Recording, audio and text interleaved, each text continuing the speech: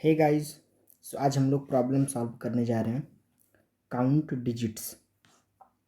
So basically problem statement में given है कि एक हम लोग को नंबर दिया होगा और उसमें से उस नंबर में से हम लोग को काउंट करना है कि कितने डिजिट ऐसे हैं जो कि n को डिवाइड कर देते हैं। तो यहाँ पे जो इवेनली डिवाइड का मतलब है वो ये है कि जो नंबर हमारा रहेगा n, उसमें से एक एक डिजिट हम लोग निकालेंगे और चेक करेंगे कि क्या वो n को डिवाइड कर पा रहे हैं या फिर नहीं। जैसे कि लेट सपोज हम लोग 12 ले लेते हैं, तो इसमें जो पहला डिजिट है वो है 2। तो अगर हम लोग 12 में से 2 को डिवाइड करें, 12 को 2 से डिवाइड करें तो यहाँ पे रिमाइंडर जो आएगा वो 0 आएगा। तो यहाँ पे जो रिमाइंडर आएगा वो हमारा वो 0 आएगा। तो इसीलिए हम लोग कह सकते हैं कि जो 2 है वो 12 को डिवाइड कर पा रहा है। उसके बाद जो नंबर बचता है वो है 1।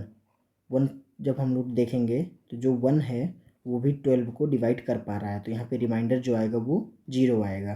तो इसीलिए हम लोग ये कह सकते हैं कि जो इसमें है दो नंबर इसमें ऐसे हैं जो कि 12 को इवेनली डिवाइड कर पा रहे हैं। तो इसीलिए यहाँ पे आउटपुट में हम लोग को 12 दिया हुआ है।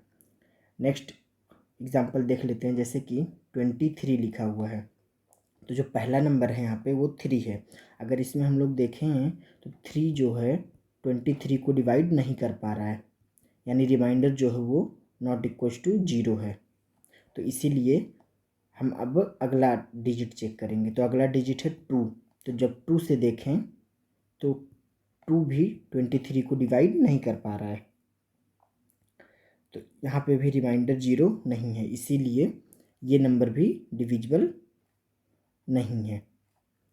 तो जो हमारा फाइनल आउटपुट आएगा वो आएगा 0, क्योंकि 23 में एक भी नंबर ऐसा नहीं है जो कि 23 को पूरा पूरा डिवाइड कर पाए। सो इसका एल्गोरिथम हम लोग देख लेते हैं।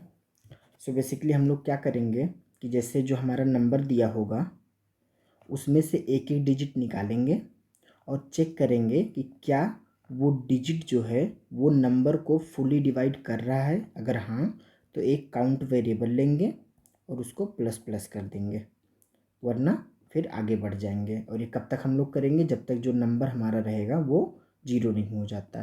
तो यहाँ पे एक कैच है कि हम लोग क्या करेंगे कि पहले एक अनदर वेरिएबल में नंबर को स्टोर करेंगे। जैसे कि एक स्यूडो कोड देख लेते हैं इसका। तो यहाँ पे एक काउंट नाम का वेरिएबल मानेंगे हम लोग 0 से, और एक टेम्प नाम का वेरिएबल मान लेंगे जिसको n से असाइन कर देंगे। अब एक लूप लगाएंगे, वाइल लूप, और वो कब तक चलेगा, जब तक टेम्प का वैल्यू जो है वो नॉन जीरो है, तब तक ये लूप चलता रहेगा। उसके बाद यहाँ पे हम लोग रिमाइंडर फाइंड करेंगे जो कि आएगा temp%10, यानी हम लोग को एक एक डिजिट करके चेक करना है। तो यहाँ पे हम लोग चेक करेंगे कि जो रिमाइंडर है वो 0 नहीं होना चाहिए, क्योंकि अगर 0 हो जाएगा तो 0 से डिवीज़न पॉसिबल नहीं होता है। तो remainder is not equal to 0 and जो n है हमारा उसमें हम लोग डिवाइड करेंगे रिमाइंडर से। तो n% रिमाइंडर जो है वो 0 आना चाहिए, कि अगर पूरा पूरा डिवाइड कर देगा तभी हम लोग काउंट को इंक्रीमेंट कर देंगे। उसके बाद फिर अगर ऐसा नहीं होता है तो यहाँ पे बाहर आके फिर हम लोग टेम्प को अपडेट कर देंगे, temp equals to temp divided by 10। यहाँ पे फाइनल हम लोग लूप के बाहर काउंट का वैल्यू रिटर्न कर देंगे, क्योंकि हम लोग को एट द एंड वही आउटपुट में देना है। तो ये है हमारा इसका स्यूडो कोड। एक एग्जांपल लेके हम लोग चेक कर लेते हैं इसको। जैसे कि यहाँ जो एग्जांपल में दिया गया था 23, कोई एक्स्ट्रा एग्जांपल लेते हैं जो कि डिवाइड कर दे 23 ना लेके। लाइक हम लोग ले लेते हैं 16।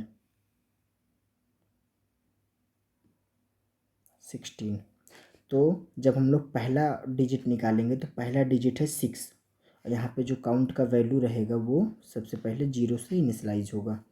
तो यहाँ पे 16 पे जब 6 से डिवाइड करेंगे तो यहाँ पे रिमाइंडर जो है वो 0 नहीं आएगा, इसीलिए काउंट का वैल्यू इंक्रीमेंट नहीं करना है। उसके बाद ये चेक हो गया। उसके बाद हम लोग 1 को चेक करेंगे। तो 1 को जब 16 डिवाइडेड बाई 1 करेंगे तो यहाँ पे रिमाइंडर जो है वो 0 आ जाएगा। तो इसीलिए काउंट का वैल्यू इंक्रीमेंट कर देंगे। तो यहाँ जो फाइनल हमारा आउटपुट होगा वो होगा 1, क्योंकि 16 में एक नंबर ऐसा है जो कि पूरे 16 को फुल्ली डिवाइड कर पा रहा है। सो अब इसका चलिए हम लोग कोडिंग देख लेते हैं।